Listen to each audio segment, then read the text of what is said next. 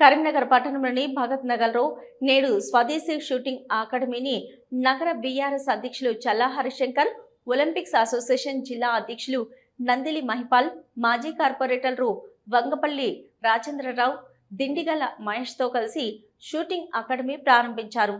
షూటింగ్లో అత్యుత్తమ శిక్షణను పిల్లలకు అందించి వారు దేశానికి పతకాలు తెచ్చే విధంగా వారిని తీర్చిదిద్దేటట్టు కృషి చేయాలని నిర్వాహకులకు సూచించారు. త్వరలో రైఫిల్ షూటింగ్ కు సంబంధించిన పోటీలను కరీంనగర్లో ఏర్పాటు చేయబోతున్నట్లు చెప్పారు. ఈ కార్యక్రమంలో అకాడమీ నిర్వాహకులు మరియు శిక్షకులు, పలువురు బీఆర్ఎస్ నాయకులు తదితరులు పాల్గొన్నారు.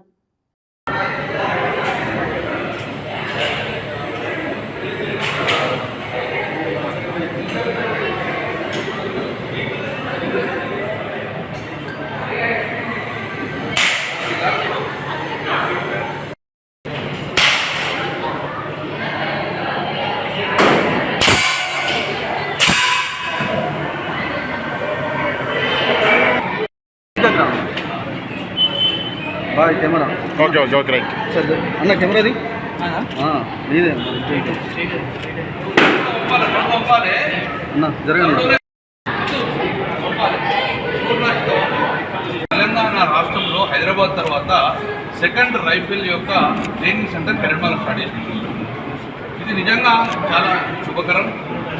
వారు నాని గారితో పాటు అసోసియేషన్ చాలా ముందు చూపుతో స్టార్ట్ చేసినాం.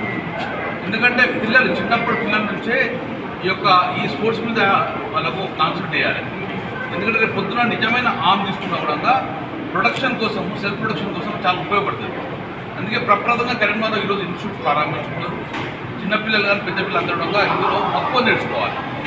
అంటే రైఫిల్ యొక్క టార్గెట్ ఎట్లా ఫిట్ చేసుకోవాలి, అది ట్రైనింగ్ ఒక 1-2 months ట్రైనింగ్ చేసుకుంటే చిన్నప్పటి నుంచి చూసుకుంటే నేషనల్ ఇంటర్నేషనల్ ఈ స్పోర్ట్స్ మంచి ఆదరణ ఉంది. అందుకే మా కరీంనగర్లో పిల్లలందరూ ట్రైనింగ్ రావాలి. పిల్లలతో పెద్దలు ట్రైనింగ్ ఇస్తుంటే యాక్యురేట్గా ఈ షూటింగ్ ఉంటే కంటే రేపు పొద్దున నేషన్ సెలెక్ట్ అయిపోతాం.